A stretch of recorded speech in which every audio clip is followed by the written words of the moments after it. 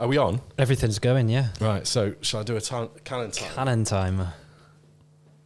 Hey Siri, time 28 minutes. We're rolling. We're on. Let's do the credits. All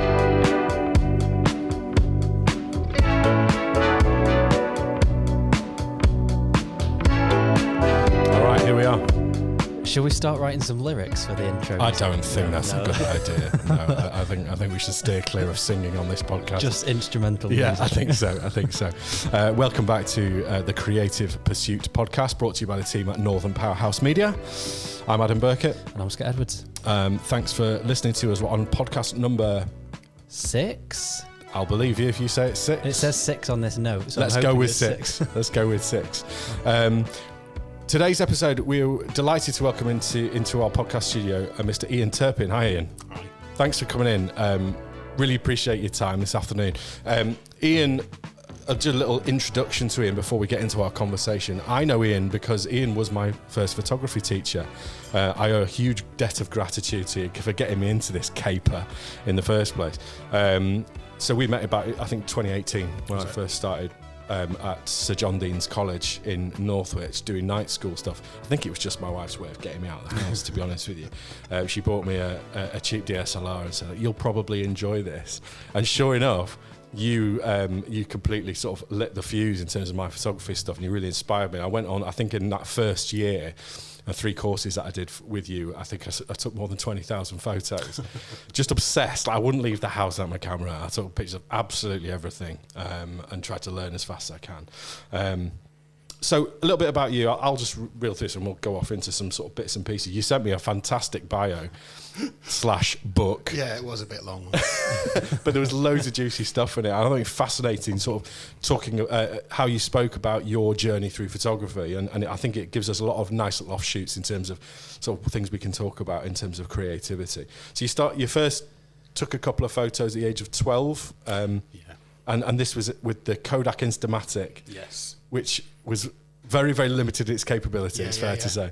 So how is it limiting in terms of its capability? So it was back in, I guess it would have been back in the 70s, maybe early 80s. It has one shutter speed, one aperture, and you can only control the ISO with the film. So if you wanted to put high-speed film in there, you were then limited to be shooting in kind of overcast or low-light situations. And if you then took the camera out into the sunshine, you'd end up with massively overexposed photos. Yeah. So I think it's written on the bottom of the camera, but it's a 50th of a second, which also means you've got to be fairly steady. Yeah. Otherwise, you're going to end up with blur. Yeah. F11 kind of meant that everything would be Everything's kind gonna of be sharp. in focus. Well, sharp. It was All right, in focus. the lens is made of a little piece of plastic, so. But it meant that I wasn't really thinking. I was just a kid, and I was taking pictures of stuff, and it had a flashbulb thing that went on the top that revolved round when you advanced the film, and you got 4 shots, and then you had to throw it away and get a new one. Like a plastic cartridge thing. Yeah, I remember them. Yeah. It's keep changing the flash as well as the film. Yeah. I love that. Yeah. Every and it was a money thing. It was good. You know, my parents taught me how to manage money really with it, because when I ran out of film, it was like, I've got no film, Mum.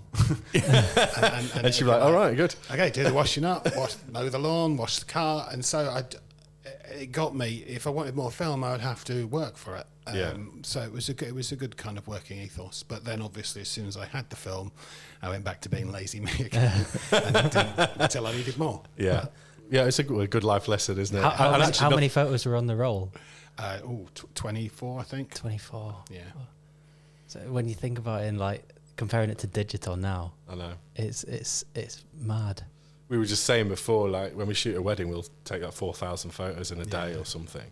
And then the amount of work to do after a wedding, just sifting through before you start editing. Just doing the cull, and then your second cull, and then your third cull, and then you might end up with a couple hundred good shots at the end of it. Yeah. You just have to think so differently, I suppose, with film camera. Yeah, and it's that process when you've finished, you would then send it off, and it would be a week or 2 weeks before you would get the packet back with the photos in, and it would be they'd come in a little paper wallet, and you'd be able to open it up, and you would get the negatives in there, but they were so small you couldn't really make head and tail of them. But you'd have this pack of prints, and those prints then you could, if you didn't like them, you would physically throw them away, and then you would keep and put in an album the ones you wanted to keep. Whereas with a computer, it's so easy to just download your 4,000 photos, look at the ones you like, leave them on there, and then probably never go back to them again. And they just stay on a hard drive the rest of time. Yeah. And you never get seen. No. So you never get to go in the loft and then sift through all your old photos that are all covered in dust. Well, I remember my dad doing slideshows in the front room, you know, like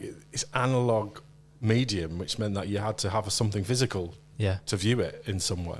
I've recently got back into vinyl music. And it's as a money sink.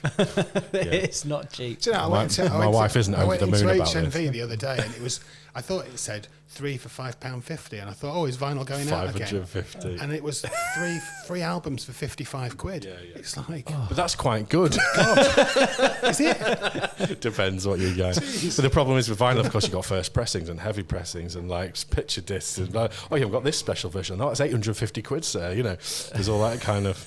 Yeah, so that, as you say, that's a sink for the money. But my point I was going to say is just in terms of an analog medium for art of some sort. And I think with digital photography, in the same way that CDs and digital music has kind of taken away the journey and the process involved of a thing at the end of it, a physical thing that you can hold. One of the reasons I've got back into it is I just like, there's a few reasons. One, I just like seeing a turntable playing music. It's something actually happening over there.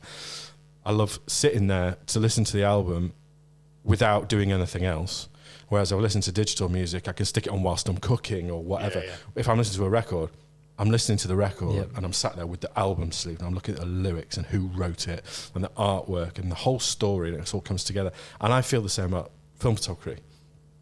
It's not just about the image. I mean, the image is the net result, but what do you then do with that image? Do you print it?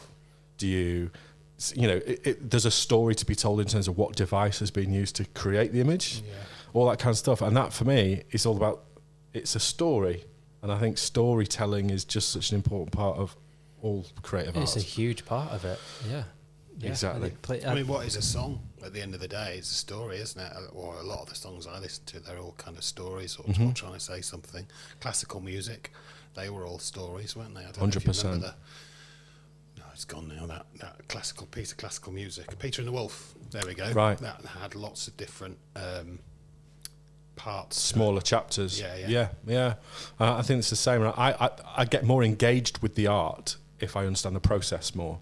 And I'm not that interested in the process when it's all digital. Yeah. It's a means to an end, and I'm grateful for it in what we do for a living, because the idea of going shooting a wedding in film terrifies me, or whatever, like that mission critical job, and you've got 10 rolls of film in your back pocket. Like, honestly, it makes me like breathless. I'm assuming there are still people shooting wedding on film. Totally. Yeah. And I take my hat off. Yeah. That'd be a value add for them. And then there is a demand for people who want somebody to come and shoot their wedding on film. Yeah. But the insurance that's involved, because I had a friend who was a wedding photographer, he has to take out enough insurance to redo the whole wedding again to do the photos. To put the wedding on again? Yeah. What? Just to take the photos. Right. I don't even know what to say to that. It's mind-blowing. Mind-blowing. And it would just terrify the pants off me. Me and Holly, my girlfriend, did a wedding last summer. It was someone she used to work with, I think, or went to college with, and one of the cameras only had one memory card slot in. Oh no. No, I know where this is going. Yeah.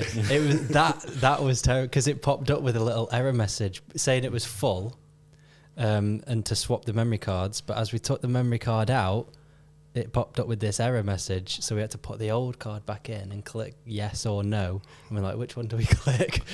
And that for me was all the while the wedding is going on around. I mean, it just makes me shudder. The idea of it really does. When I started doing commercial photography, I had Canon 6D was my camera, and it just had the one card slot, and I never had a problem with it, I have to say. Because I think the technology is better, but a lot of people who've been shooting for 3 or 4 years have never had a problem. But if you speak with someone who's been shooting for 20 years, there's they've always had an issue with a memory card at some point. So as soon as I started being paid for work, I was like, right, I need a camera with 2 card slots. Yeah. Not something you can do with a film camera, and you can't even reference your work as you go. You can't check a nice little screen on the back and check your exposures right and that you're in focus. And some people, some of the professional photographers will actually carry Polaroids around, and they'll shoot a photo with a Polaroid first, just to make sure to check exposure and stuff, to make sure that the exposure and the composition all looks good, and then they'll actually take it with film. Clever. Okay. But that's kind of reserved for people doing like high fashion and stuff like that. Would you ever have someone who's got a camera holster with like a digital camera on one, a film on the other, so you take it digitally? Yeah, me. I've done that. Have you? I just to check the exposure and stuff. I did a friend's wedding and I wanted to do it on film, but then I thought, because they have you got the balls? So I took a digital camera for that exact reason. Yeah. You don't want to turn around to somebody and say, "Oh, I'm really sorry that the development went off." I mean, it must have happened all the time. Yeah. And it was different back then. You know, now you're expected to do amazing creative imagery. Back then it was kind of like, can you come and take some formal photos of the family and outside the front of the church and whatever, and then you go home. It's a different deal, I suppose, in years gone by. Whereas expectations of wedding photographers now, I mean, some of the photographers I've worked with are exceptionally talented. What they can do on a wedding day, make it into a proper studio shoot, you know. It's the same with video as well, actually, because I made a wedding video last year, and I got my mum to watch it through before I sent it over. I was like, "Can you just watch this?" And she's like, "How long is it?" I was like, "It's probably about 5 minutes," and because her wedding video with my dad was like 3 hours long. Yeah. They filmed the whole day. Mm-hmm. No edits. Much like this podcast. But it's changed completely now, because like a wedding video is like a little movie. Yeah, essentially. Cinematic 7 minutes of beautiful imagery. Yeah. We got into trouble with it, actually. We before I had even got into cameras, we through the events company, we sold videography as to a wedding, and we just mismanaged the expectations of the client, and we delivered a beautiful 7-minute thing. They were like, "Where's the rest of it?" Really? Yeah, I was like, "Oh, there's some difficult conversations," and we ended up just having to send them all the rushes of just like terrible shaky camera stuff, and just like, that's everything, and they were very happy with that. No way. Yeah, that's what they wanted. Old school, I suppose, really. They didn't want the sexy cinema 7 minutes, you know. Wow. So anyway, that was the beginnings for you. This little, I know you brought it with you as well. We had a quick look at it before. It's fantastic. I mean, it's an amazing thing that you've kept your first camera. Oh, I haven't. I had to buy it again on eBay. Did it? It's not the same. I'm not that competent enough to keep something for that long. No, I bought it. I think it came in a bag of cameras that were all the same for $5 on eBay. So right. Yeah, went for it. So that was the beginning. That was age 12. And then in your notes, you say that you got into music in quite a big way when you were sort of about 16. So sort of photography got put on the back burner for a little while. And it's I just find it interesting, like the number of people we speak to. We've spoke about this before. On the podcast, we've actually spoken about this. The number of people, either in music who get into photos and videos, or people into photos and videos who get into music, it's more than a coincidence. You reckon? Definitely. It's a freakish thing. There is 100% something in it. We did a bit of research on it, and there's loads of very well-known artists who also happen to be very competent photographers, and vice versa. And we still haven't got to the bottom of why that is, but it was an interesting observation that it was the same for you. You went into music. Yeah, I think it's born of a need to create. Really, I think you talk about this podcast talking about creating. I think it's born out of a need to create, and photography, music, writing, acting. There's all sorts of different ways that you can do it. Creativity is such a broad church, isn't it? Yeah. And I think if you're a creative, if you get your kicks from creativity, then it's not such a big pivot to go from one type of creativity to another, I suppose. I didn't realise how much I needed a new creativity when I started doing your courses. Because at that point, I'd been a professional musician for 15, 20 years. But I'd monetised it. I'd made it into a commodity that I sold to people, and the amount of creativity I got to do within that was less all the time. And I sort of was kidding myself. Oh yeah, I'm a creative. I do creative stuff. You know, I'm in a band and I sell music and I'm on stage all the time. And when I picked up a camera, I was like, here's an outlet. I can actually be creative. I didn't realise it really amplified it for me. But it wasn't the biggest switch. And as you know from my work at the beginning, I had access to all these gigs because they were my gigs. Yeah. So I just got out there with a camera, you know. Can I just check that Ian's mic is... Yeah, I think so. Are we all good? Just say a few things. Say something interesting. That does sound better, actually. It does sound better. Okay, cool. I might not have had these adjusted properly. I just didn't want to get to it because we don't edit our podcast. You imagine having a nice long chat and going, oh, right, we've not recorded Ian. That would be fantastic. You'd have to get you back tomorrow. So when you got into music, did you stop doing photography for a while? Or was it just on the back burner? I'm a I was going to say proper bloke, but I can only really concentrate on one thing at once. Same. It was just a bunch of mates at school, and I did grade 1. But I was forced to do grade 1 piano as a kid, which I hated. But then all of a sudden, it became really, really useful when it was like, oh, what can you play? And I had a Casio keyboard. Oh no, it has gone. Yeah, it has gone. Is it a cable? Oh. You back? Is it a cable issue? I don't know. Just make sure the cable on the bottom of the mic is in properly. Yeah, that feels like. Let's see how we go. We can hear you again. Yeah. We're not going to edit it out. We'll leave it in. It's authentic. It's authentic. Yeah, it is what it is. So, sorry, carry on. So yeah, it was. I forgot what I was saying now, but it was just playing the keyboard in a silly. We were just silly school kids, really messing around, doing songs about the bullies and all the other different people that you have in the school, and it's a great outlet for a teenager. Yeah, and we'd use sound effects like the Hoover and door slamming to do all these sound effects. It was real lowbrow, low tech stuff, but because it was like the mid '80s, I think. I watched a YouTube video the other day about the most popular song every month since 1980, and once it got to about 95, everything started to sound the same. Yeah, and it made me think that there was an awful lot of creativity around at the time, certainly in music, which was a huge influence on my life. And then when I hit like 17, my brother's, he's a cellist. He was grade 8 cello, and he was playing at the Royal Albert Hall and stuff, and he picked up the guitar. He could pick up any instrument and get a tune out of it. Yeah. Anything. People used to do it as a joke. Yeah. And so he played the guitar. I picked up the bass. Bought a fretless one because I thought it looked cool. I mean, you were really right. Understand what it meant. How do they work? I've never understood. It's just like a cello on its You side. just got to know where to fret. Yeah. Yeah. So it's just guessing as to where you are. Use your ear. Yeah. Wow. It was. And I played it like Peter Hook out of New Order, so I played it like a fretted bass. No idea what I was doing, but I had a lot of fun. We had a lot of fun, and then when my brother went to university, that all kind of collapsed. And that's when you got back into cameras? No, I did a bit of writing. That was mainly women and alcohol, I think, then, because I was in my early to mid-20s, so there was a good 10 years there until I started to settle down a bit and couldn't really go out and maintain that lifestyle anymore. And it was a case of girlfriend at the time. She bought me a Kodak EasyShare 2.2 megapixel. Yeah, I had a look at that before. 2.2 megapixels. What a piece so this of junk. Was that this is Oh, so this is early 2000s. Did you say Junk, yeah. This is early 2000s. Yeah. So digital was just coming in. So 2.2 megapixels. I mean, today's cameras, it's crazy, isn't it? You know. Well, if you think the monitors, most of the monitors that you were looking at it on were 8x600 monitors, which it was fine for that. Yeah, right. Yeah. But, I suppose that's the way to think about it. What's the medium in which it ends up? I mean, it looked crap now, but back then it was the business. It was all right. Yeah. So how did that piece of kit help you sort of get back into photography? It was just documenting, really. It was a lot of social documentary. That's my kind of thing. Which you're really into still, aren't you? Yeah. In terms of my auntie, who was the one that got me into it, because she had a waist level finder camera, and I remember as a kid looking at it and looking down to see out.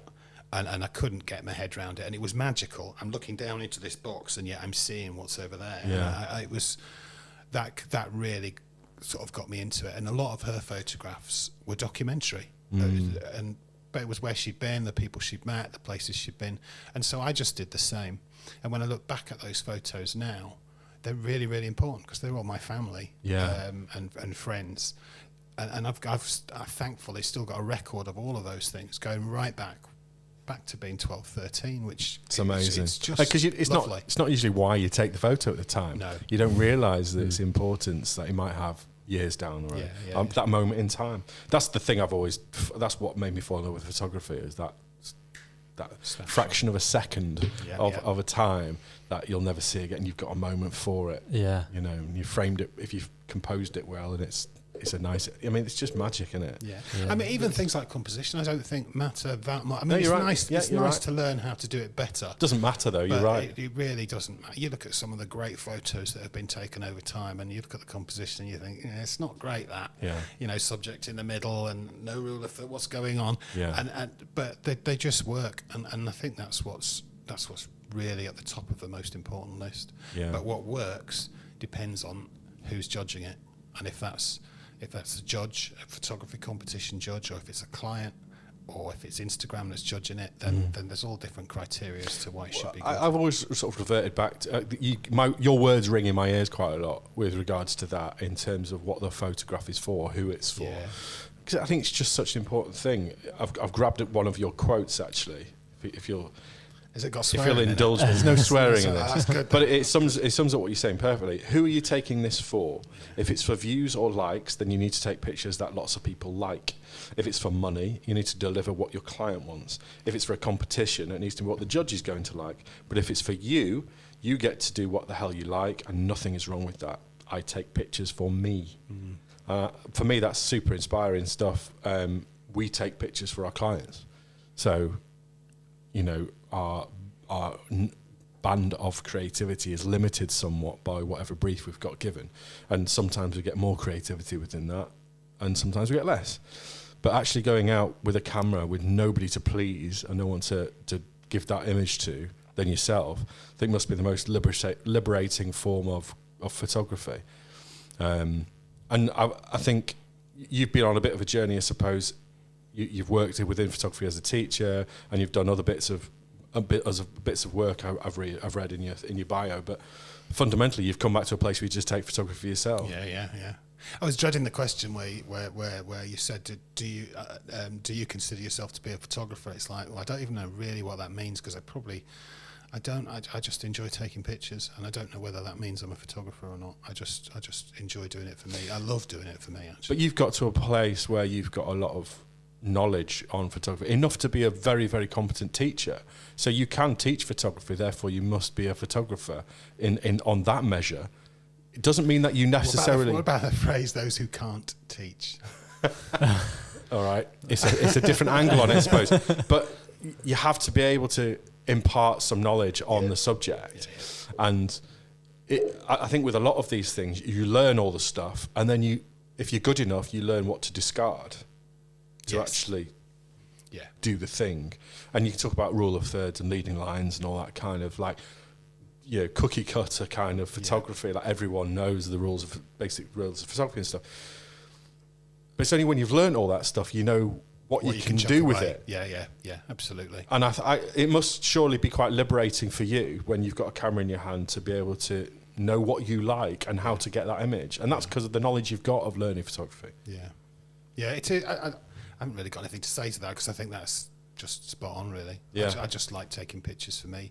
And yes, they break a lot of rules. And my wife doesn't like a lot of it, but there's some things she really, really does. But it's for you.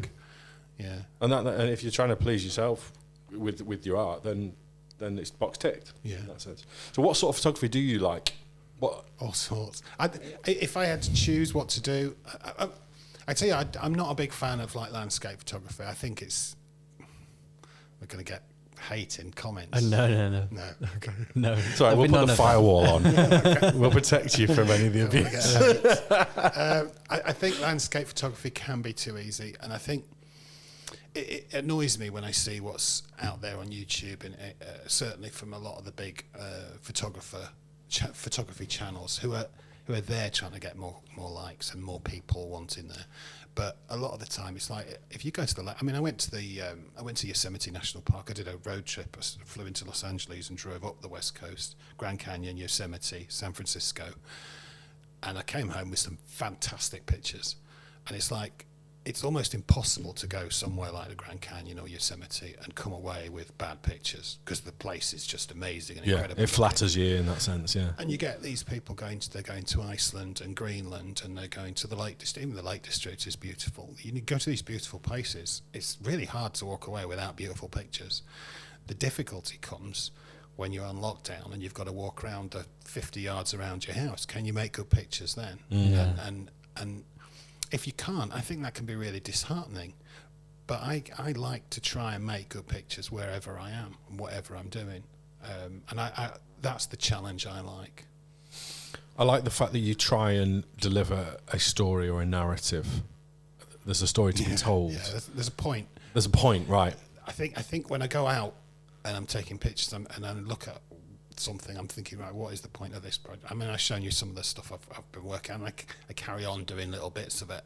And it's like, okay, that would work well with this project, and that would work well with that project, and it's a reason to take pictures.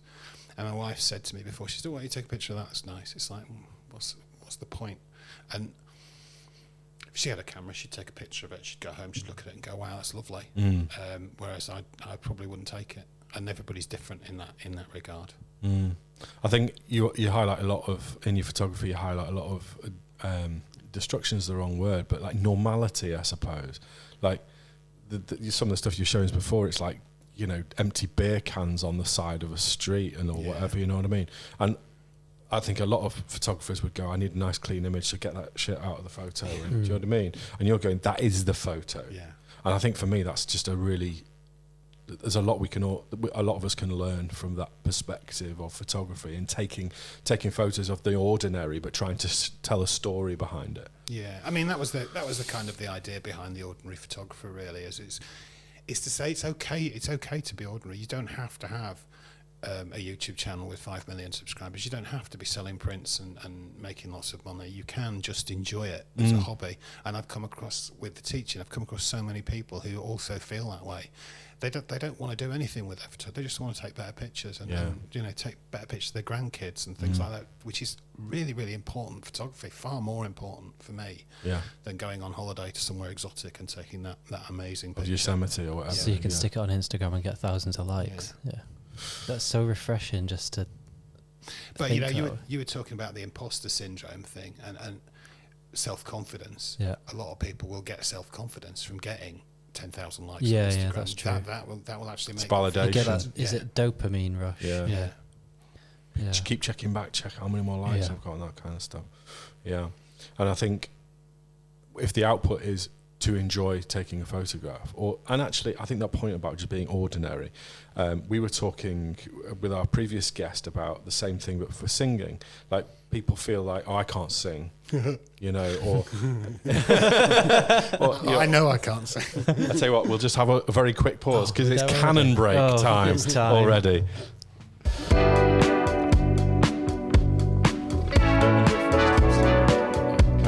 Cannon off, they'll actually send us a need to tag them in everything.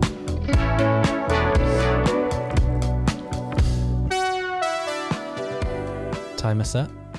Yeah, time is on. Cool. Yeah, we were talking about the same thing from a music perspective, in terms of what is success, or what is the music for? You know, everyone says they can't sing or whatever, but that's because we live in a world where people think being good at singing is I'm doing well in X Factor. Whereas actually the output might be I can sing my kids to sleep, or I might be able to drive home and sing to my favourite record at the top of my voice. And that is actually what it's for. And everybody can sing. Don't need to be an amazing singer to sing. And you don't have to be a great photographer to take photos. And it depends what the output is for, really. So just going back to sort of how you got into sort of film photography, really. So you went on a photography course and bought a Canon 350D. We should probably set the alarm off. There's probably quite a lot of like geeky. Geek alert. Yeah. So we're trying to keep this podcast as inclusive as possible for everyone. So we can talk as much as we want about photography and cameras and stuff, but we need to make sure we explain it. Yeah. You know, what is ISO, what is aperture, what is shutter speed. We'll come back to all that. But yeah, you bought a 350D. So it's a fairly basic crop sensor digital camera, and got back into photography. Yeah. And then in the course you were doing, was it an A-level course or was it a night course you were doing? The first one I did was it was in Northwich. So it's executive housing now, but it was a really old Victorian building, and they had a proper darkroom in there, and it was just a NCFE. I can't even remember what that stands for now, but I think it was a little bit below an O level. It was about CSE standard photography, like a night class thing. Yeah. And the two lads that ran that, the first thing they did was say, you won't need your cameras for the first 3 or 4 weeks. And first week was in the library, looking at people who've made a lifelong career out of photography, right, which at that time was all on film. And then the next 3 weeks were all spent with film cameras, and then in the dark room developing and printing. And it was, and the thing is, I got some good photos out of it, and it was like, with the film stuff. Yeah. And I didn't realise how easy it actually is. Yeah. I thought it was like much harder because I think a lot of people who have only ever done digital photography have this barrier in place with film. I know what I'm doing. That's really complicated. You need a dark room. Yeah. You need all this fancy kit, and you need to know how to develop your own photos and all that kind of stuff. And you've shown me and many others it's doable for anybody. It is, yeah. So you got into the dark room? Yeah, I did, and I bought the Canon EF lens mount. Was originally designed for film cameras, and then when they brought the digital cameras out, they carried on with the mount. So, because I had the 350D, I had I think a 50mm 1.8 and the kit lens that came with it. But I went and bought an old film camera that had the same mount, and I could just plug the lenses onto it and go and take pictures with it. And the camera was like 20 quid, I think. It wasn't expensive. And amazingly, I was looking the other day, you can still go and get those sort of late film cameras with EF mounts. Yeah. And they're like 20 quid. Yeah. Really? Yeah. And you can stick all your EF glass on it. I'm going to have to go and get one. So for those listening who aren't into Canon, EF is a mounting system, basically, for a certain type of lens to fit to a certain type of camera body. So it was developed by Canon, probably 30, 40 years ago, I'd imagine, for analog cameras, for film cameras. And then when they started doing the digital cameras, they kept the same mount. And it was only about 3 or 4 years ago that they developed a new mount, which is the RF mount, which is primarily for the mirrorless camera systems. So, I suppose that was an ideal opportunity for someone to get into film photography, because you've already got a couple of EF mount glass lenses knocking around in your bag. I didn't realise it was that cheap to get into analog photography. If you've got EF lenses, or the Nikon, whatever the Nikon equivalent is, Nikon were the same.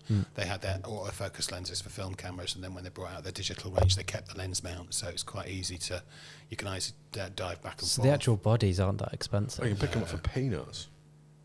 I'm going to get myself into this.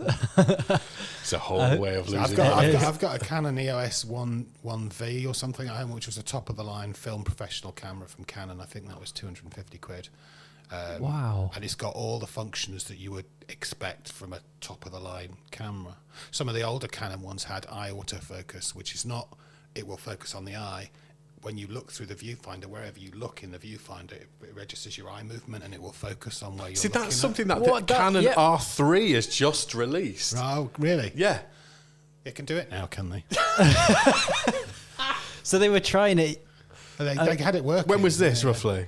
Oh, 90s? I'm going to get that wrong. 90s. Noughties? I guess. That is Canon. They are. They're having you on, yeah.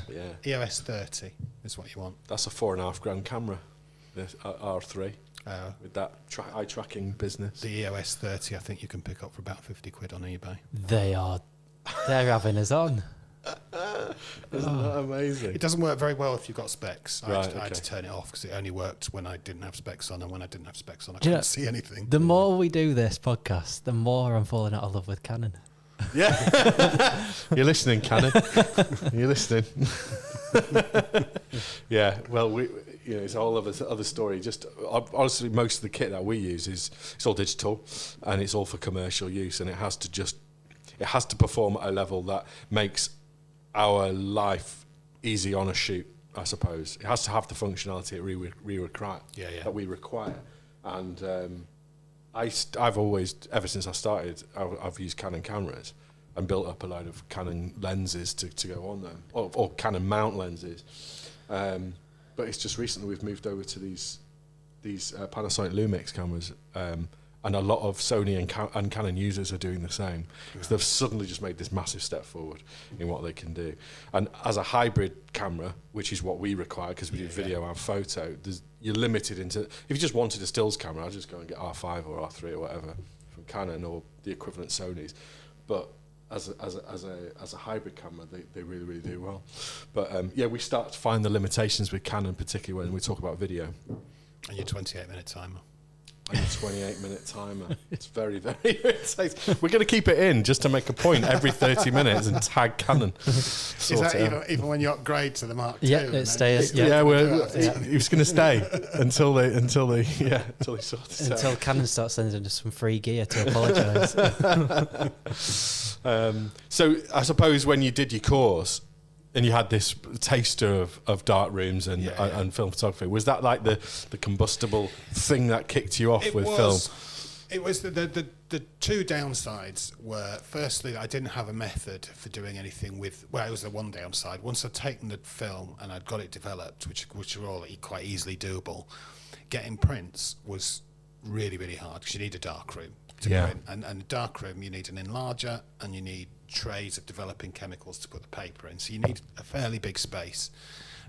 And married, 2 girls, 3-bedroom semi, there wasn't the space to do it. Yeah. So the other option, of course, is to digitize them somehow. And back then, it was a case of, well, flatbed scanner, don't have the space for it. So I ended up getting, what are those things you can put on the Canon lenses? The extenders, I think they're called. Oh yeah, the extender, gives you kind of ghetto macro. And then a bog roll inner actually is 52mm, so it perfectly sits inside the... That is excellent knowledge. And then you can put the negative at the end of the bog roll holder and you can actually take a perfect macro without any light kind of coming in. Love that. How does this work? I'll send you a picture. You get your 50mm lens with an extender on it, and that allows it to focus really close. And a toilet roll inner is the perfect diameter to actually just slot on to the end of the 50mm lens. Right.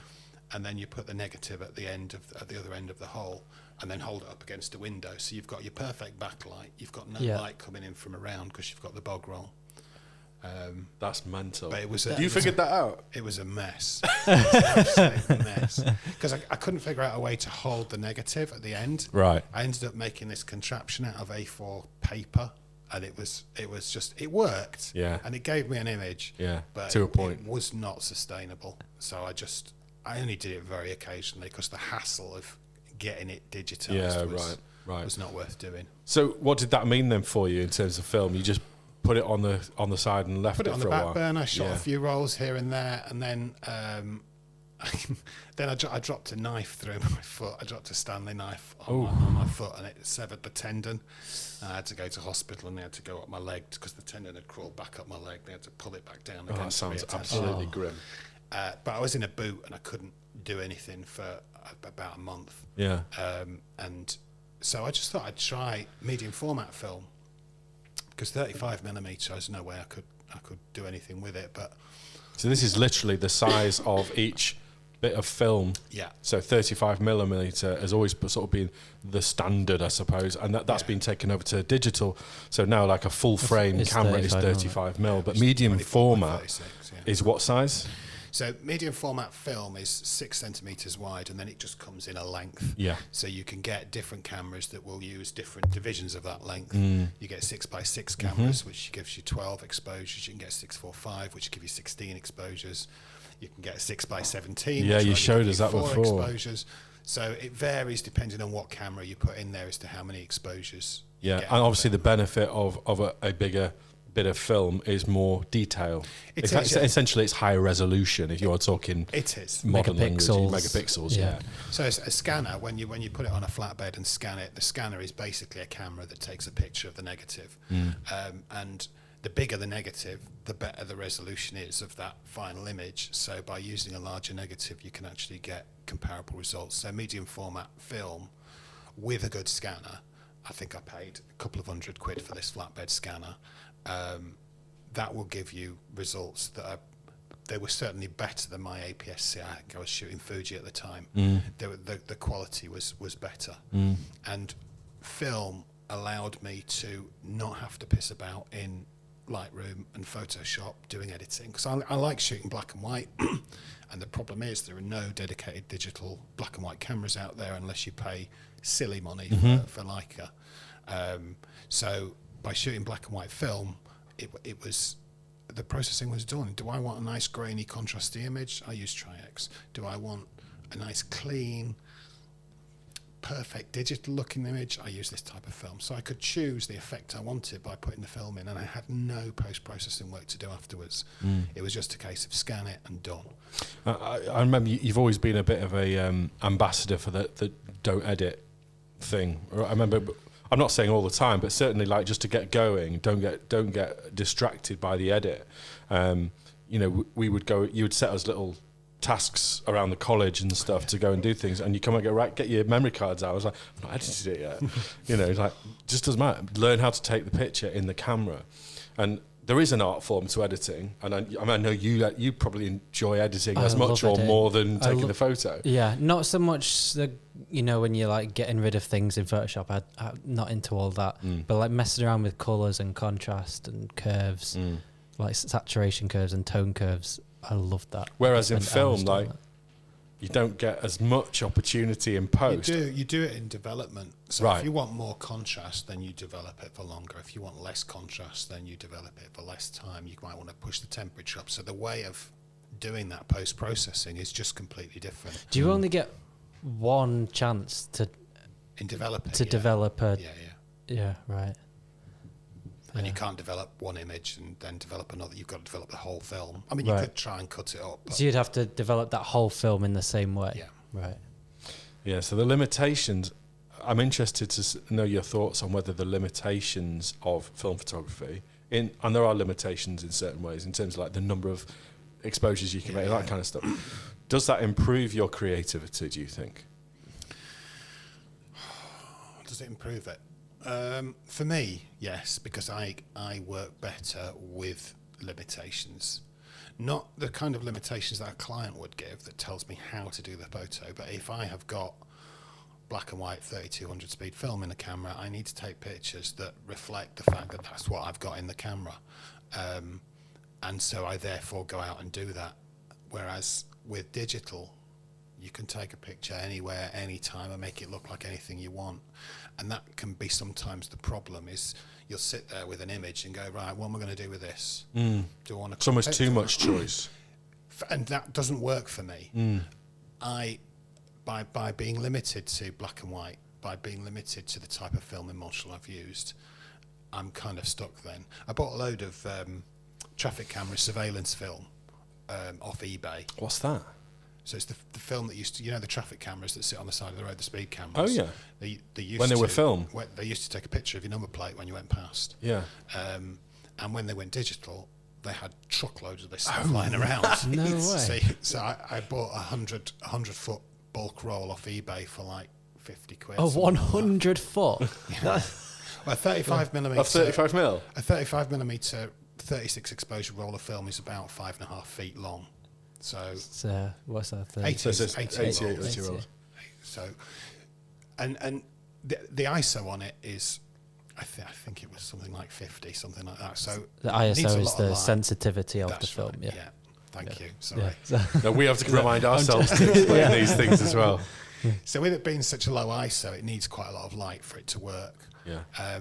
So I had 18 rolls of ISO 50 film in our country, which, you know, I mean, it's nice and on bright today you'd be all right, but most of the time it's grey and overcast, and ISO 50 isn't really not going to cut it. So how did they manage that in a speed camera if the car's driving at whatever 80 mile an hour? So they must have had like a fast shutter speed. But then that's reducing the light as well. Right. But They must have had like a massive lens letting in loads of light. If you're slowing it, then the car's going to be blurry. You're not going to be able to read the number plate. You know where the car's going to be when you take the picture, so you know your exact distance to subject, so you could probably have quite a wide aperture. Yeah, it must be. Yeah, must be. So for the benefit of those non-photographers, there's basically 3 primary controls on a camera to expose correctly. You have the shutter speed, which is the amount of time that the shutter is open and exposing the sensor or the film to the light. You've got the ISO, or the speed of the film, which is basically the sensitivity of your sensor or your film, and that ranges from 100 up to, nowadays you can get decent images at 24,000 or whatever now. It's insane. Whereas that was never the case on digital, and that's why film was always better, because you don't get digital distortion or noise. And then there's aperture, and aperture is the size of the lens effectively letting the light in. So you can have a pinhole sized aperture, or you can have something very wide. We've lost the Canon. Lost it. Canon down. Canon down. Do you want to reset it? We'll reset. Give us a quick one.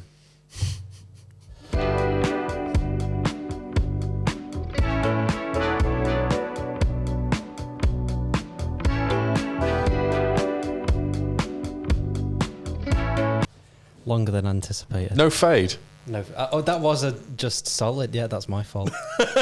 Brutal. Just end. So we should point out that wasn't just a Canon break. That was my fault. That was a Canon and Lumix break. Yeah. That. I know it hurts. Yeah. We'll forget that one happened. Yeah. So we've had to edit this podcast now. It's the first edit in the first podcast for us. So we were just doing a bit of basic background explanation to exposure, the exposure triangle of ISO, shutter speed and aperture, just to sort of explain how you have basically a mixture, a balance, I should say, between... You are far better explaining this than I am. There is a balance between these three controls to get a perfect exposure, and exposure is how light or dark your image is, basically. And there are limitations or effects that you can create by adjusting each of those controls. For example, if you do a long shutter speed, i.e. the shutter is open for longer, and you've got movement in your frame, you're going to get blur. If you're going to, with your aperture, will give you a shallower or deeper focus area. Help me out, Ian. Well, no, and then that kind of goes back to the point of using this ISO 50 film. It's like, what do I do with it? And so I decided to try and do some 1 second exposures. So as you remember from the course, when we first talk about shutter speed, I get everybody to set their camera to time value or shutter speed mode, set it to 1 second, and then go out and take pictures with it. Because at 1 second handheld, you're going to get blurred photos. So what can you do with that? And I'd never actually tried it myself. I was happily sending other people. And they were coming back, and I was going, that's quite good. I might try that one. That's quite good. I'll have a go at that as well. So I finally had all these ideas that people had been bringing to me, and I went out and I did it. And I did a series of 1 second exposures just while I was going for a walk around the woods. Because the trees are obviously very vertical, so by moving the camera up in that 1 second period, you get a lot of vertical images. And also with people walking while I was walking with them, it was just about sort of the fact that I'm out walking. When you're taking pictures that are stills like that, it's not apparent that you're walking, because you obviously stood still while you're taking the photo, but taking it while moving, it gave some interesting results, and it ended up becoming a project, and I got to use all that film up. But I would never have done that if I didn't have a camera that had 25, 50 ISO film in it that I couldn't do anything with, because it was bloody miserable. So you were talking before about the limitations. We were discussing the limitations of film photography, and how having that structure or those limitations is helpful in terms of being creative. To me, yeah. And I share that. It's really important that everything I say is about me and my creativity, because everybody's different, and some people really do enjoy doing lots of editing. Some people like doing compositing, where they'll take lots of photos, and the creative process starts in post after they've taken the picture, and they sit down. And that, for me, I could not do that. I wouldn't find that enjoyable at all. But some people, I think you probably do actually enjoy that part of it. Yeah. I think one thing I really benefited from when I was doing your courses was the fact that there was a project and there was a brief, and so it narrowed down my field of vision to a theme. And quite often your projects had a theme to them. So I remember looking through, for example, which was the one that I chose, and I chose that because it made me think very clearly about something specific, and had to get creative within a very narrow band, and having a structure and limitations. So I share that kind of like need to have walls in place to be creative within, because if someone just gives you a blank canvas and no real brief and like, go and take some photos. I'm useless at that. And it's the same in my music. My background as a drummer, and if I'm playing to somebody else's music, that's where I'm at my best. If you said like do a drum solo and play, where do you start? I just don't have the creative mind to make something out of nothing without a brief or a limitation or something. So it's kind of the same for me, really. I kind of like rules in my creativity. It helps me be more creative. Yeah, I'd definitely say that projects help, having a defined idea of a project, even if it's just one project and you do other stuff as well. Just have an idea for something that you want to do, something that's easy to do to begin with. Go out, do it, and then finish it, and have something to show for it. So, as you remember from the courses, at the end of the 8 weeks, everybody had fetched these A1 mount boards in that had prints on them, and everybody coloured that board completely differently. They were, how many pictures do you want? It's like, it's up to you. As your canvas, you go away and you come back, and because of that, you got some people who put half a dozen photos on there, some people would fill it, some people had put stickered letters on there, or text, or coloured pens, and it was just this great way to showcase everybody's real creativity. And the thing is, when I talk about it, week 1 of the beginners course, and people looking at me as if to say, I'm not doing that, I'm going to do all this. And then versus week 8, when they're all walking in with these boards and they stand there and they look at them, they're all amazed. And again, the imposter syndrome, they look at their own and go, it's not very good, but that's amazing, and that's amazing, and that's amazing. And all these people are standing around saying that their own is no good, and yet everything else is brilliant. Which start comparing themselves to others. Yeah. Yeah.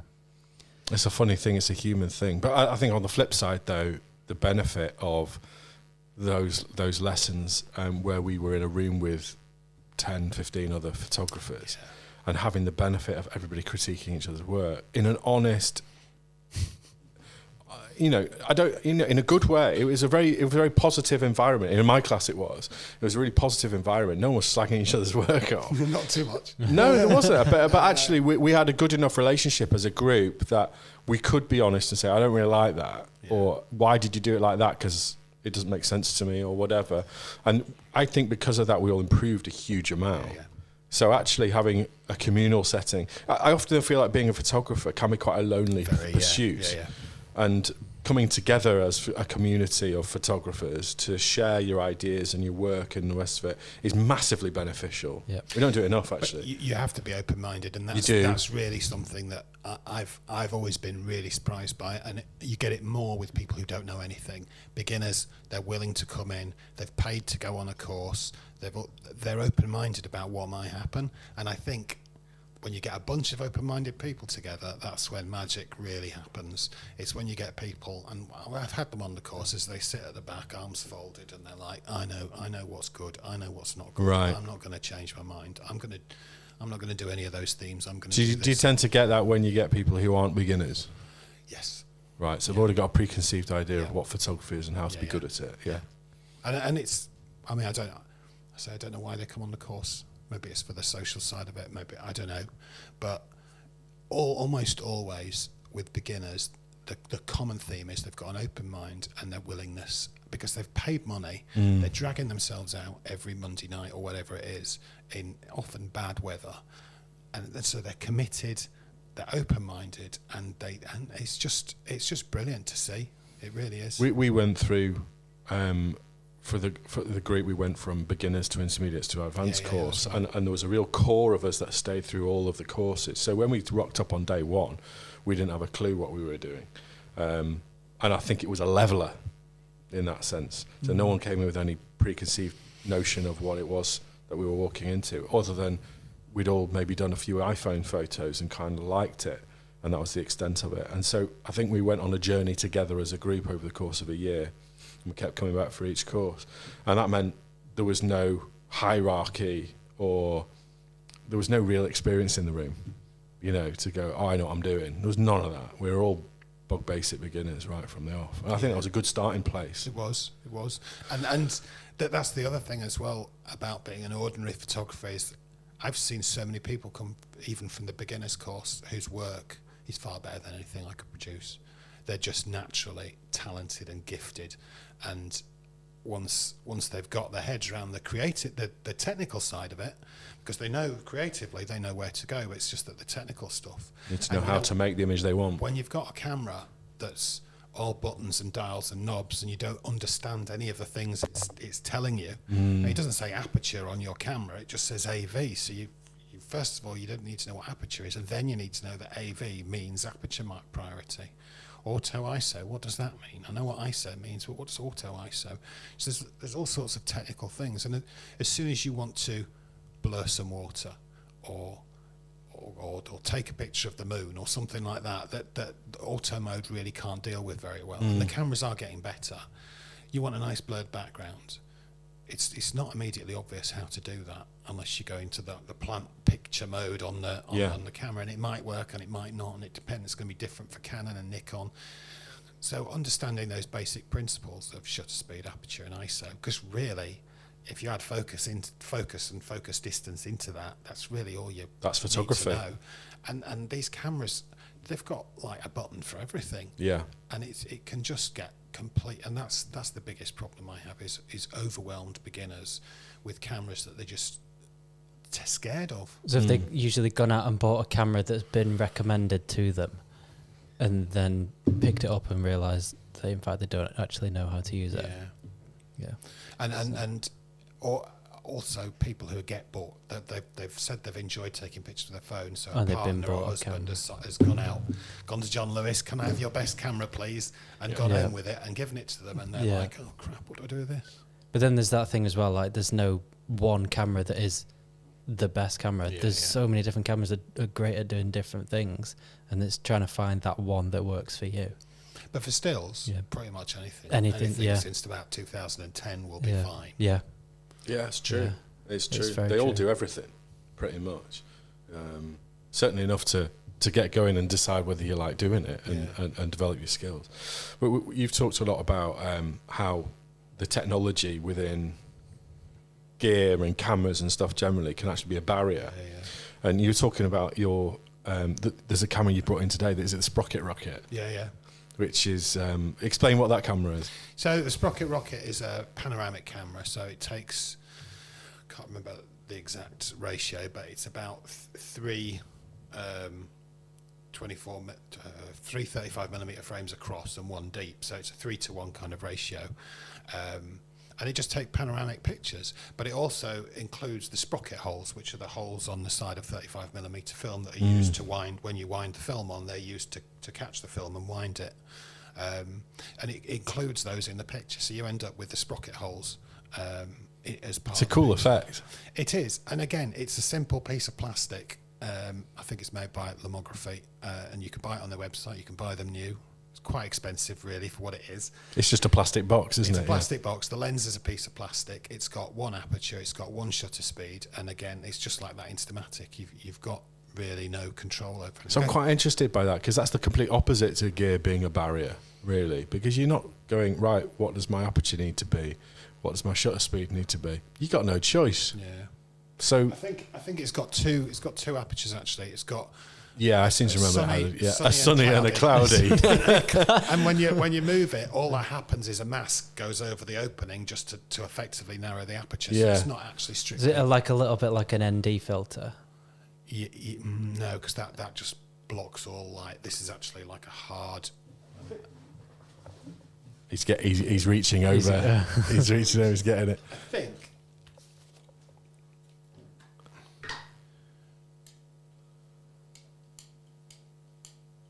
You can't really see in this light, but when you change the aperture, it's just like a little mask with a hole in it, like a pole. Okay, right. So it's just a smaller aperture sort of mask that goes on the front of the lens.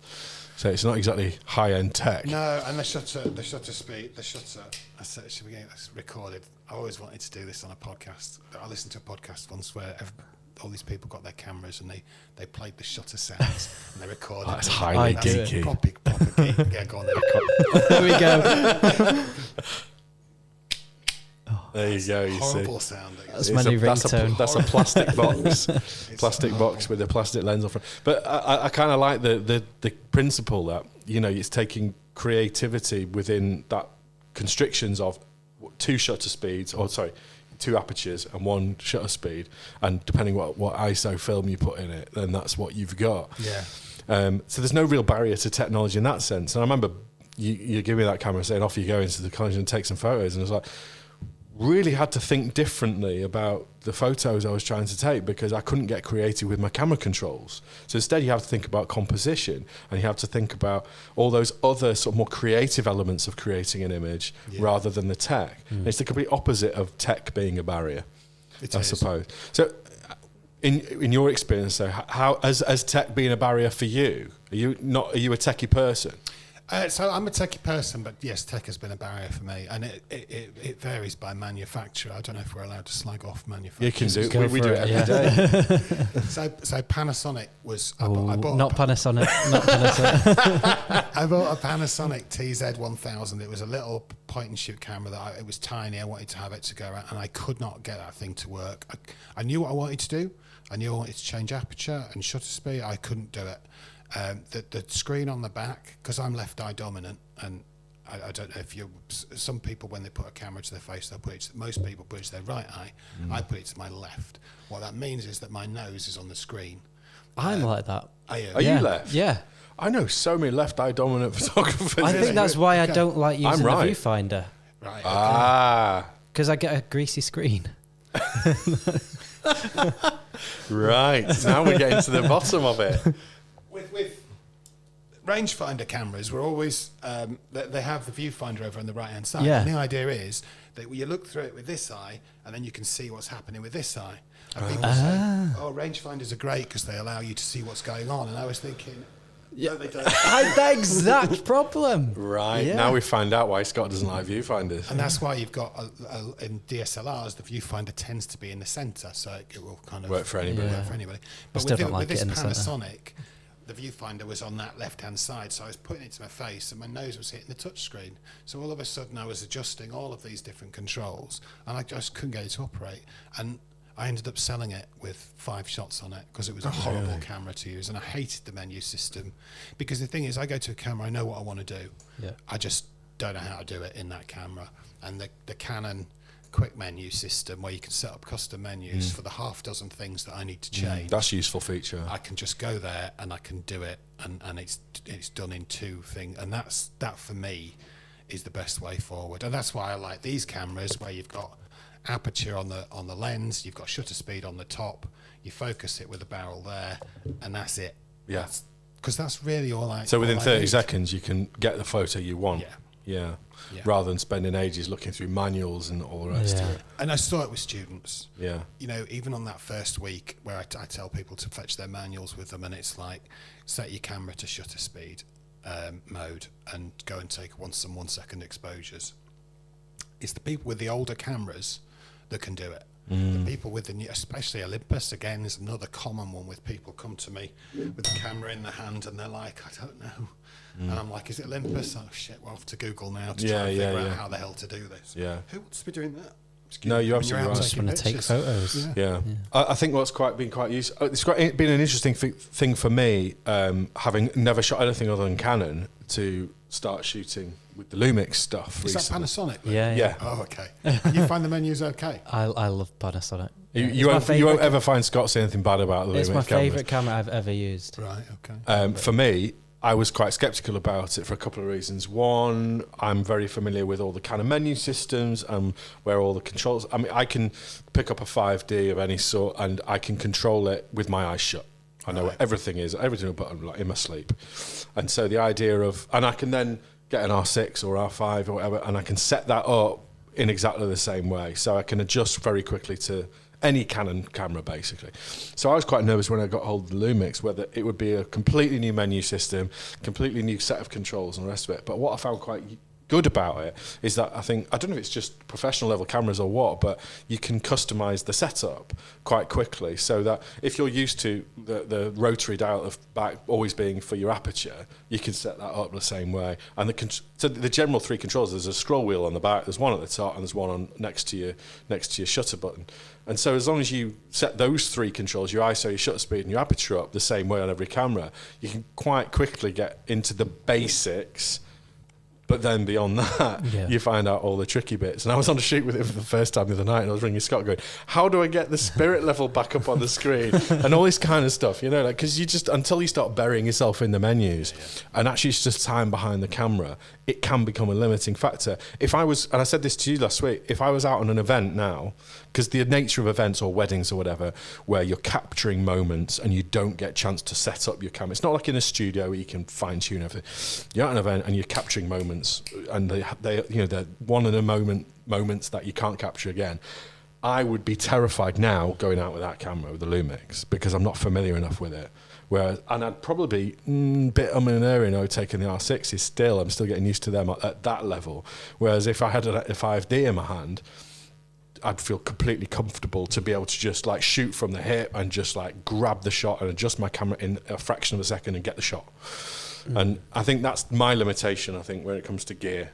And if you think about the fact that, you know, you're technically you know what you want to do, the only barrier to you is making it happen. Yes. Whereas for a beginner, you don't even know what you want to do. Sometimes they don't know really what they want to do, and then they've got to change it. And the language barrier between what the menus are saying and what they understand can be completely different. And the manufacturers all seem to be pushing you towards, just press this button, just go onto that setting, it will do it for you. Especially when you get to iPhones, and I know we've said we're going to talk about this at another point, but when you go into the camera app on the iPhone, you don't see any aperture, shutter speed. It's doing it all for you. Yeah. So all you have to do. You can get apps that you can control apps, everything manually, but Apple have like slimmed down this camera app, so you just get a still photo from one button. You don't have to do anything, but behind the scenes. On those photos are HDR and all the post process and all sorts of stuff. Like it's effectively a computer in it, whatever it's doing. But that does my head in, because it's taking creative decisions on my behalf. Yeah. But that's okay for some people. 100%. I'm just talking from my perspective. The majority of people, that's okay. Which is why they've done it. Yeah. It's just, I think, when you want to have some creative control over your camera settings in order to create a certain look or effect or whatever, and how do you then do that? And that's the tech becomes the barrier to that. Yeah, by making it simpler for the masses, you suppose it makes it a bit more complicated for the few, I suppose. There's no bad thing. There's lots of features on there, though, that aren't there that nobody ever uses or would need to use, and I think they just bloat these menus with stuff.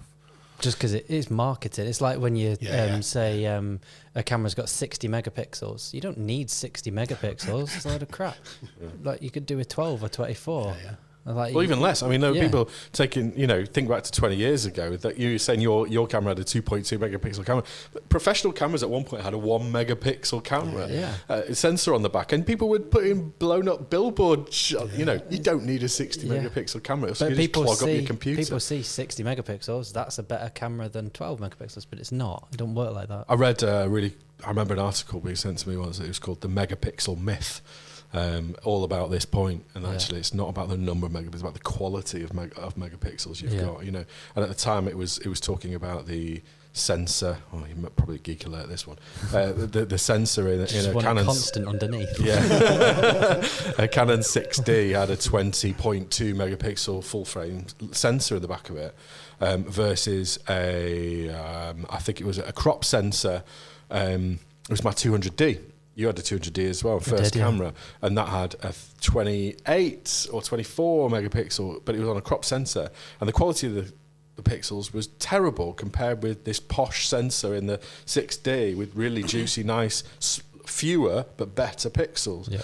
And it's all marketing bollocks, isn't it? It is. And when you look at the medium format cameras like the GFX and things like that, they're starting to sell for big money, but they're aiming them at the high spending consumer photographer who just wants something better than full frame, and it's really a case of, do you actually really need that? Because it's not true medium format, as in medium format film. It's just a bit bigger than your normal sensors. Yeah. So but they need to sell cameras, don't they? They have to come up with something new and fancy. Otherwise, why would you sell your existing camera and pay loads for the new one? And Sony are experts at it. Don't they come up with a new camera every 3 months? Sony are terrible for it. Canon have got into it now as well. I mean, R6 has only been out for 3 years or something? Well, not even that. Not even that, and the R6 II's now out. Whereas previously, if you think about the 5D 3 came out in about 2010, and then the 5D4 came out in 2016. So there were like 6-7 years between cameras, and now it's like 2 or 3 years between cameras. Yeah. And they peddled these new features. And actually, at what point have you got enough features to make great cameras? And as you rightly say, like, from about 2010 onwards, you had all the features you needed, really. Unless you're very, very specific in a particular application for cameras, where you need like mega shutter speeds per second. Sorry. Images per second. What's the Frames term? per second. Frames per second. Thank you. You know, like the 5Ds will do 6 frames per second, whereas on an electric shutter they'll do 30 or whatever. All right, great. Who needs 30 frames per second? That's just a lot of editing to do. Yeah, you're gonna have to go through. You have to go through 30 it's like frames. needle in a How much haystack to storage find are you that. going to Oh need to my keep God. it all? And this was the conversation we had when we got the R6s. We decided to get the R6s because it only had 20 megapixel, which meant that every file was about 20 megabytes. Yeah, which is manageable. Which is totally manageable. And it's got 2 SD cards in rather than a CF Express card and an SD card. And, you know, they're really expensive cards. And you need a bigger computer and bigger hard drives. And storing everything on the cloud is a nightmare. You end up upgrading everything and not just the camera. Exactly. So, yeah, simplicity, I think, is key. You need to... Kit is important, but you only need the kit you need to enable you to do the type of work you need to do on it. Not even type of work, type of photography you need to do on it. Yeah. You know, and nothing more than that. You can easily get stuck into I need a better camera. You just don't. You need to be a better And the photographer. thing is, sometimes you do need a better Sometimes. camera. We've had beginners on the course, and I've said, "Oh, push your ISO up as high as it'll go." And somebody's looking at with a Kodak camera from 2010 Right. that won't go over ISO 400, and it's like, okay, That's a that is limitation. quite a limitation. Yeah. Apertures that won't go any wider than f8. Yeah, right. Yeah, okay. Okay. Yeah. So there are certain limitations to Yeah. creativity in that sense. So how did you get into the teaching thing? I wanted to get my wife out of the house, so I suggested she do it. I thought she would teach chicken husbandry at the local college, and she rang up and they said she needed to have a teaching qualification, and she said, "I'm not doing that." She said, "But you could do it." And I'd explored teaching as a potential career until somebody who was a teacher said, "Don't do it. Teenagers are fucking horrible." But I thought I could teach adults, so I went and did a qualification at night school, and then I applied at John Dean's College, and they were after somebody to teach silver surfing to older people.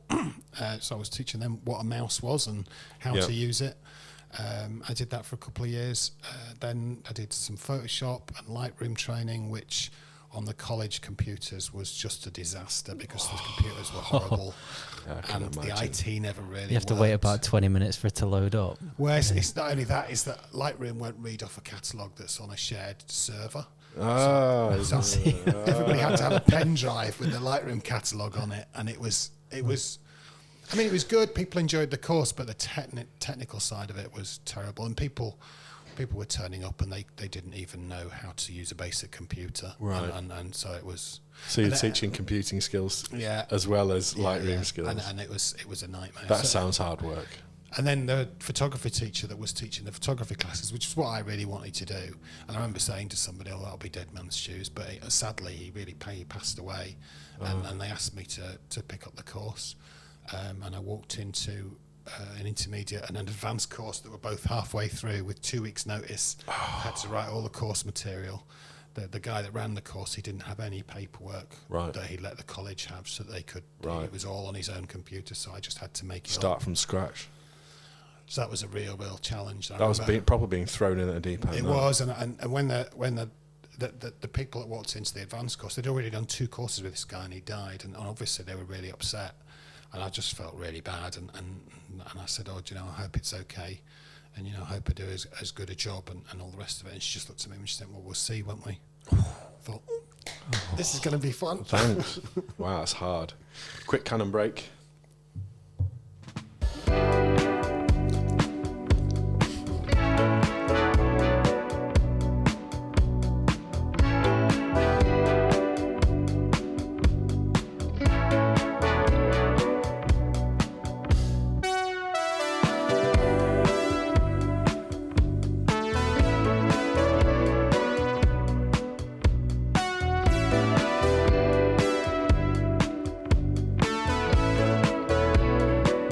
So it's a bit of a Throwing in a deep end situation. Yeah. Really difficult circumstances as well if they were fond of the previous. Yeah, and I mean, I spoke to the guy, and he was a really nice guy, and it knocked the whole adult ed team actually, because he'd been doing it. Sure. Been doing it for a number of years. It wasn't a nice way to get the job, but But at the same time, it was the job you wanted. it was, and I loved it. I absolutely loved it.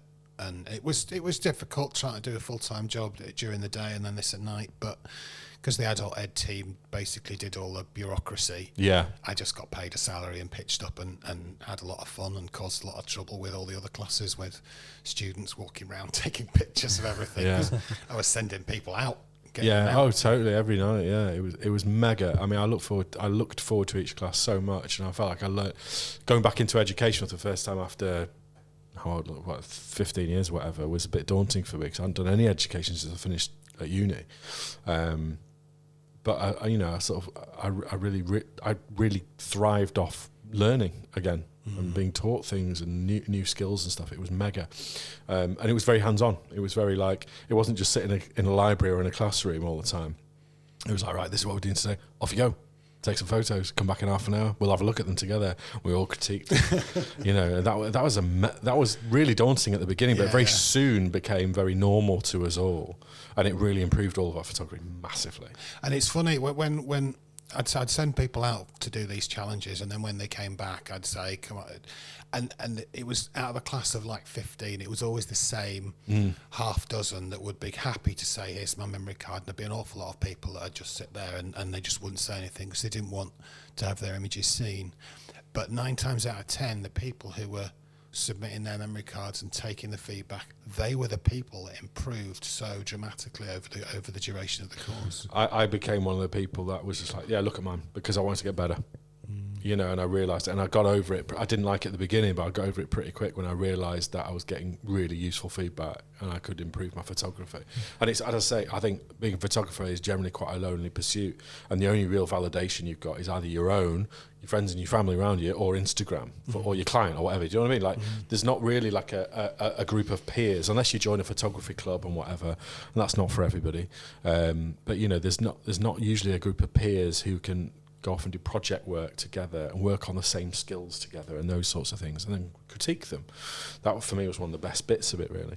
I was toying with the idea actually of trying to come up with. I think the idea I came up with was a photography collective would be a monthly kind of drop in, drop out. You drop in each month, and people just come together and review each other's images, and then go away and maybe have a theme, and not a photography club insofar as I know my experience of them hasn't been that great. I never talked very highly of them when I was teaching, but some of the clubs really do a lot of work, but I think it's a lot of focus around competitions, whereas it would be good to have people coming in and just being able to talk about their images and get feedback on them. But again, it's effort involved in organising getting it off the ground. Well, if you ever do, I'll sign up. I'll be 100%, because there. as I've explained before, like the idea of being told a theme and some structure and go away and then to have someone critique my work and help critique other people's work, that for me is magic, and that will push my photography on, no doubt about it. Well, there was one class that pretty much, I think your class and this other class were the few ones that almost everybody went from beginners to intermediate to advanced, and after advanced they kind of went on and kept on meeting at the pub. We tried, and then there was I don't know if you heard of this thing. Well, they had COVID as well, but they went online for it, and they did Zoom, and they did the whole thing, and they're still going now. And I went along to it the other month, and it's just really nice to just have a theme. Everybody takes a picture to the theme. Somebody puts together a PowerPoint presentation. You go through it anonymously. They vote on it. Nice. Whoever wins picks the theme for the. Nice. That's their kind of prize. That's cool. But they also do, like, after they've gone through the voting thing, they go through it again, and each person talks about the image they took, how they went about it, any problems they had, and they take feedback from people around the table. I tell you what, man, that feedback was harsh. I was not expecting. Really? I don't like that bit, and I don't. It was and. Because they've been doing it so long, they're okay with it. Right. That's what I mean. That was like in our group. Like, we were all honest with each other, and it wasn't meant to be cruel at any point. I don't think anyone took it badly, because we were all on the same page and we're all learning at the same rate, pretty much. But it needs a thick skin, I think, to be able to take criticism of your creativity. It does, because it really it's personal. is hard. Yeah. It's personal. If you really like something, then it hits hard. Yeah, if you're really proud of Yeah. an image and you rock up, everyone goes, nah. Yeah. You're like, Yeah. bastards. Yeah. Well, I don't know whether it's just blind ignorance, but I've just tended to think, well, do you know what? I don't give a shit what you think. But I like that. Anyway. I like that. There's I a really lot like to that. take And from it goes back to what you were saying before about taking photos for you. Yeah. You know, I don't care if you don't like it because I like it and I took it for me. Whereas if you took it to a client who said, well, I don't like it. That's a problem. That is a problem, isn't it? There's Yeah. a book in there. It's The Subtle Art of Not Giving a Fuck. Yeah. I think it's called that. Yeah. Right. I've never read a book, but I've seen the title.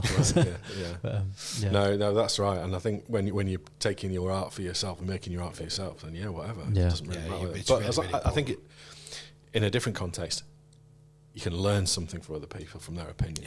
Yeah. Yeah. You know, and I think that was always the benefit for me of doing something. And seeing their work as well. Yeah, Because you mega. you can take what you like from their work, and what doesn't appeal to you, you just let it go. But if you see stuff that you think, I actually quite like that I find that Yeah, really it can be quite beneficial. inspiring. Yeah. Yeah. I always remember you were a great sort of scholar of photography. You always knew a lot about photographers. You know, you always had your little bag full of names and we'd have to go and study, this photographer or that photographer. And I've never really done that. I've always been just practical, I suppose, and just taking the shots. And I've always been in awe of that sort of knowledge, because when you do study, and it's like in any subject, if you study the greats, you will learn. Yeah. And I know you do a lot of that, don't you? You look at a lot of other. I just think it's so photographers. hugely important to look at. These people have made a lifelong career out of taking their type of, in a lot of cases, documentary and journalist and docu-journalism type stuff, photojournalism. They've made a lifelong career out of it. That's hard to do in an artistic, creative way. And so, Especially when they're being so creative within it. to toss it out and say, well, I'm not going to look at anybody. Why would I look at anybody else's work? It's like saying, well, why would you listen to anybody else's music? How would you even begin to form a band if you'd never listened to any other music? You just... And You wouldn't know where to start. You'd likely start right back at the beginning, making all the mistakes they did. Yeah. Why even go through that? Yeah. So why not apply that to photography? I remember you always used to say, go recipes. down to like your charity shops. Yeah. There'll always be a few photography books knocking about that people have got rid of. I did it for a long time. I'd just go and just pick up books for £1 or whatever and just keep them on the coffee table for a little while. I still got a lot of them actually. And it's amazing when you flick through, you go, oh yeah. There's always something to be learned. Yeah, well, no, There's no question about it. And the thing is to avoid becoming depressed by it, by looking at. It's and like an old style on Instagram, isn't That it? can happen on Instagram, isn't it? Where you look at this work and you think, I'll never do anything like that. But then again, you see all of your work, the best as well as the worst, whereas all you're seeing of their stuff is the absolute best. So really, you're comparing apples to oranges almost. If you got rid of all of the crap and just picked out your absolute best pictures, well then that's the stuff to compare it against, not the picture I took last Thursday. It was okay, but it wasn't 5-star. Yeah. Get your 5-star pictures out and compare those, and then that's a different story. Because I'm a that's all big- that ever gets shown on Instagram. That's right. I remember someone talking about hit rate when it comes to sort of wedding photography. What percentage of your photos that you take are ones that make the final album? You know, I think it was like 2% was the target. If you're doing better than 2%, you're doing well, sort of thing. A lot of that's because of the nature of event photography. You just like take loads of photos all the time. But there is something to that, and actually, like you have to take a lot of photos to get the good photos. You don't just go out there, I think, and get lucky. Very rarely will you go out there and just strike gold straight away with a brilliant image straight off the bat on your first exposure. Takes warming into, I think. Okay, so as a question for both of you as creatives then, do you think you can have you have to have a talent for something to be good at it? I think you need the interest. I think, passion for it rather than talent. I think the interest, and then you find the passion, and I stand by that whole 10% inspiration, 90% perspiration kind of model of like, to be the very best, I do think you need to be talented, but I think you can go an awful long way with graft and a passion for something. I think most people can probably do most things. I'm not talking like brain surgery or whatever. I don't. I've not tried, so I don't know. Very limited amount of people can do that. But if you have the interest and the passion for it, then the chances are you will be able to be good at it and successful at it. Right. That's why I think anyone can do anything, really. To a point. You reach your talent ceiling, is my experience of things. I did it with music. I reached my talent ceiling in music, and I knew it. And it was a decent ceiling. I made a career out of it for a number of years. Yeah. It got me a mortgage and out of music. So I did all right. But there were people around me that I was just in awe of. Talented people. Because when I was doing the band thing with my brother is what I would call a talented musician. Like I said, at university, people would throw instruments at him and say, go on, get a tune out of that. And he would, from a harp to a trumpet to anything. And yet I couldn't do anything like that. And for me to become even less than mediocre requires 90% perspiration, or it feels to me as though it requires an awful lot of effort for me to become just kind of at best mediocre. Whereas I look at other people and it's like, whoa. I do definitely think you made a career out of drumming. To me, that sounds like you probably got a bit of a talent for it. Yeah. No, you're right, but I wouldn't have. It wasn't like a virtuoso childhood, like, oh my God, this kid's gonna be amazing. It was like I just enjoyed it, and so I did it all the time until I got good. Does that make sense? Like I was, and it was the same with photography. I was relentlessly taking photos and trying to learn and get better at it, to try and speed my learning curve up, because I'm not very good at being a beginner. I don't like it. Don't like being new to things. I get frustrated if I can't do it. So like that early phase, like just get past that as quick as possible. Get good. It was the same with music. It was the same with photography. But you do really. I'm quite conscious. I'm self-conscious of my talent ceiling in all these things, and I know where I'm at, and therefore I know that I'm only going to get better with loads of graft. And it's always becomes like. Diminishing returns, the law of diminishing returns. I can put in 100 hours and only get 1% better at a certain point. Do you know what I mean? Yeah. Whereas in the early days, you put 100 hours in, you get 100% better. Yeah. And there's really rewarding growth through something. And I think you naturally bump up against where your level is, and it could be anywhere for everybody, depending on what the thing is. And so you're right. I do agree that talent is part of it. Some people are more or less talented to start off with, but talent means nothing without the graft. If you're talented and you don't put any work in, you're not going to do anything. Like, you could be a really talented photographer, but if you don't know about your exposure triangle and you don't know how to use the camera and you don't know how to compose images and stuff, surely your work isn't going to be that. You'll only get so far on just your talent. Would you not agree? Well, so I've seen people come in, and when on the beginner's course, the first week homework is for everybody to upload an icebreaker image, which is a photo that they've taken. They come back and that they're really proud about, and they talk about it the following week.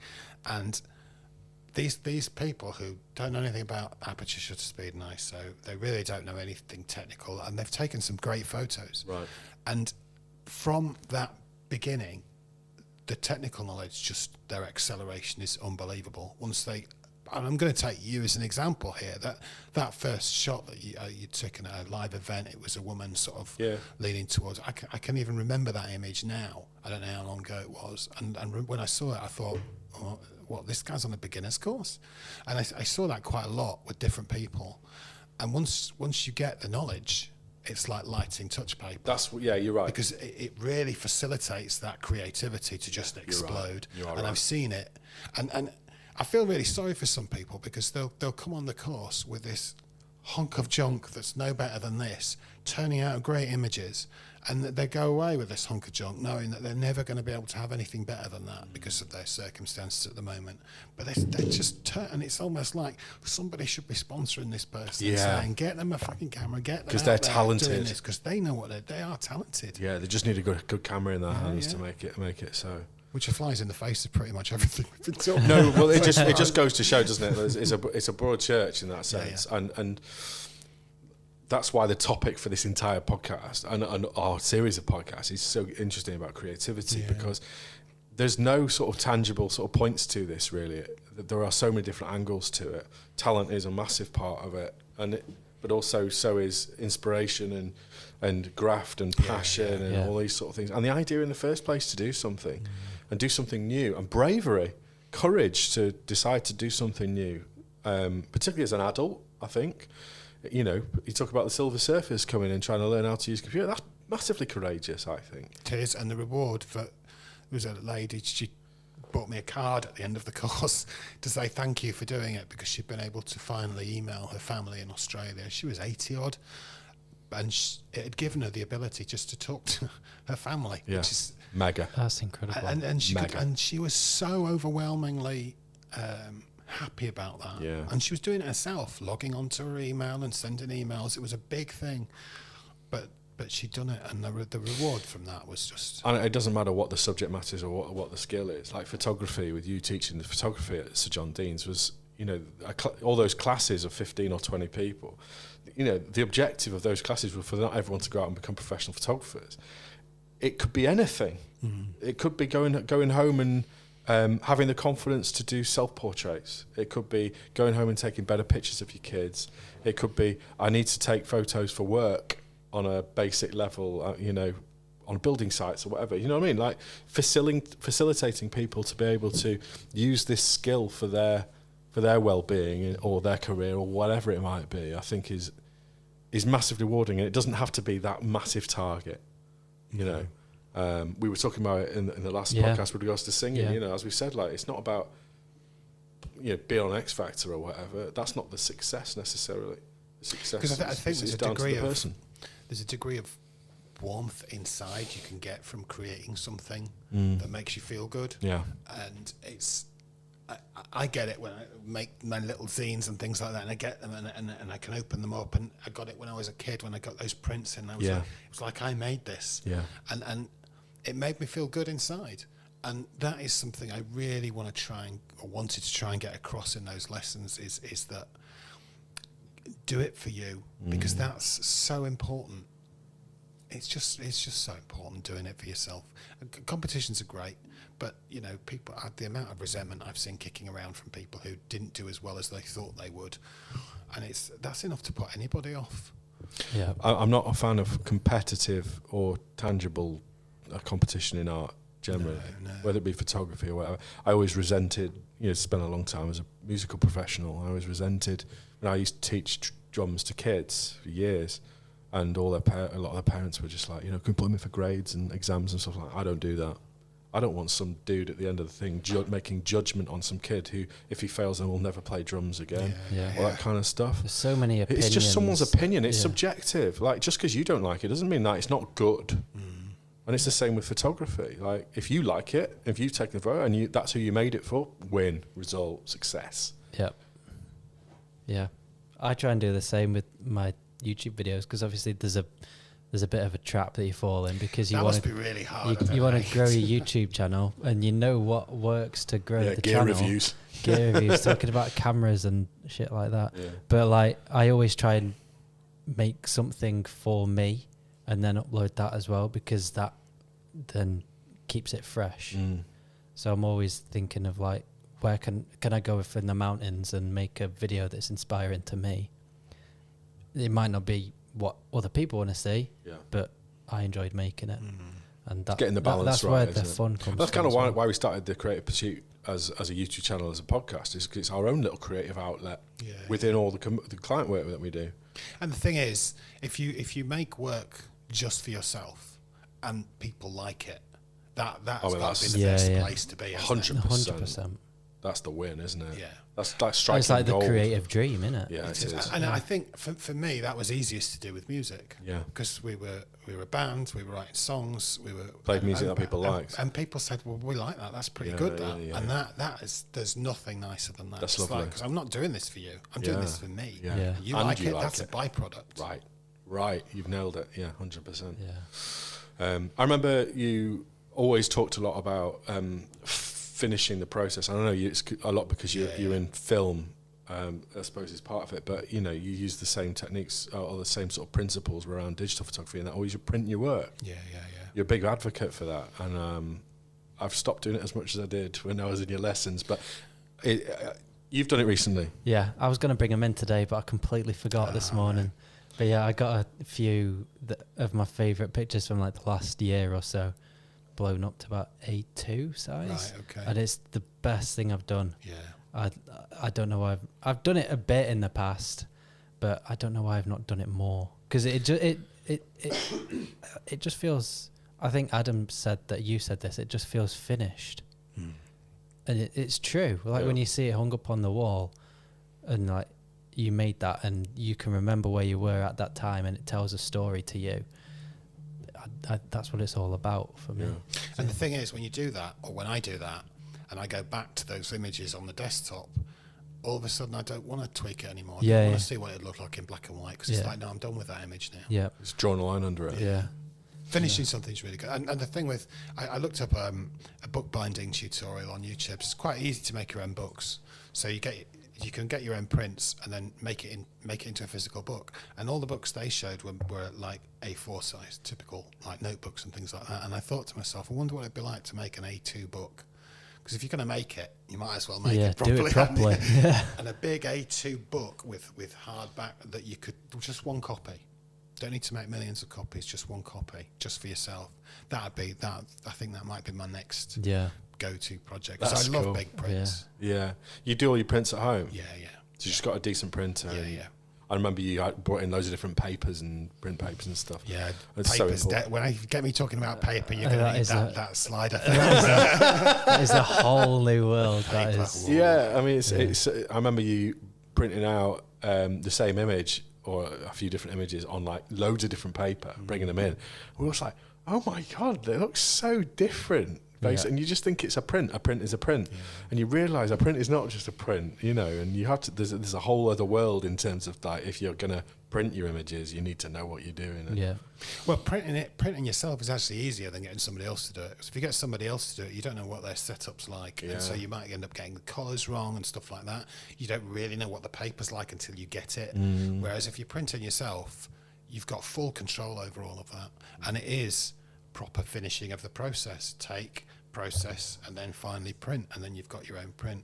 But it's not a cheap thing. It's certainly not value for money. But then the reasoning I was given was, well, is anything we do as photographers value for money? No, probably not.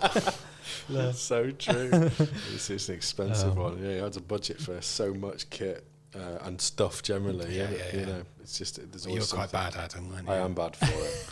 I am bad for it. I thought I was going to get you divorced at one point on that course. It could have happened.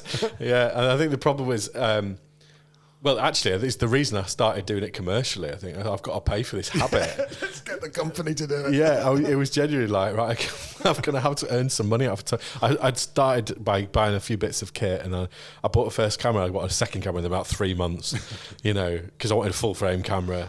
And then I got a nice lens. I realised how nice a nice lens was, and yada yada. And I suddenly realised, okay, I had to draw a line. I've got enough kit, and actually, I'm only going to buy kit with money I earn through photography from this point on. I'm going to draw a line. I'm going to set up my own company to do it. So I don't have to buy any of this stuff. Yeah. No, I am bad for it, but I think I have mellowed in that sense to a point where I really just want the kit that does the job for me now in terms of the brief for the client, and I get really frustrated when I'm on a job and I'm compromised by the kit. You wait, if you do start taking up film photography, that's bye. Well, I tell you what, I'll never ever be doing commercial work on a film camera. You won't find me doing that. You say that when you get a client coming along that wants something shot on film. I'll refer them to a good film photographer. I think I just too terrifying. I just like, as we spoke about earlier. I got another quote from your bio. It says, "As you can tell, I like making things. Photos don't stay on my hard drive gathering e-dust. I print them, and I try to find as many ways of doing that as I can. From straight framed wall prints to zines to books to postcards, I like to see something finished, and I like to have a result I can hold." I think for me, like that tangible thing at the end of it. That's why I love vinyl, and it's why I love any art process which has a physical thing at the end of it, rather than just stored away on a hard drive, as you put it. There's a lot to be said for that. There is. Okay, it's been a great chat. Thank you for having me. Oh, it's been a real pleasure. Thanks so much for I could coming. sit here for another 2 or 3 hours. I could talk about Just chatting about all day. photography. We just have to have the permanent geek siren on though. For those who aren't photographers, I hope there's been something in this. It's not been too geeky. Hopefully, we try to explain the terminology as we go, but we do forget. On occasion.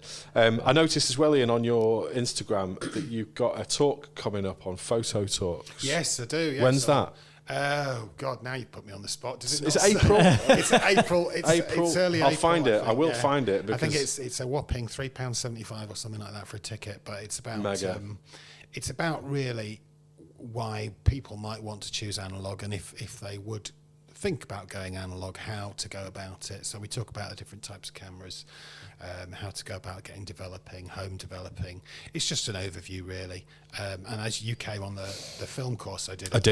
It's basically that boiled down to a couple of hours, I think. So it's, cool. Well, it is on April the 11th. Thank you. You'll be glad to know. Thank you. Put it in your diary, Ian. At 7:30 for a couple of hours. And it's all online on Zoom. It is, yeah. So it says here, the talk will cover the basics of film photography aimed at the comfortable digital photographer who has no or little experience working with film, covering film versus digital and what cameras to look for, all that kind of techie stuff, but also lenses, film and its properties, loads of juicy stuff. And as you say, I did your introduction to film photography face-to-face course. Would have been, I don't know, 4 years ago or something, and it was mega. And that's why I played with the Sprocket Rocket and a couple of your other really, really fun film cameras, and it's a whole other world. And I think if you are a digital photographer, to dip your toe into the film world is definitely something to do. And you've given up digital completely now, pretty much, haven't you? I'm thinking about going back. Kodak have just put the prices up by 20%. Oh, so you need to consider going back to digital then. I've got quite a lot of film in the freezer, and I've got a couple of projects that I wanted to do on film. Yeah.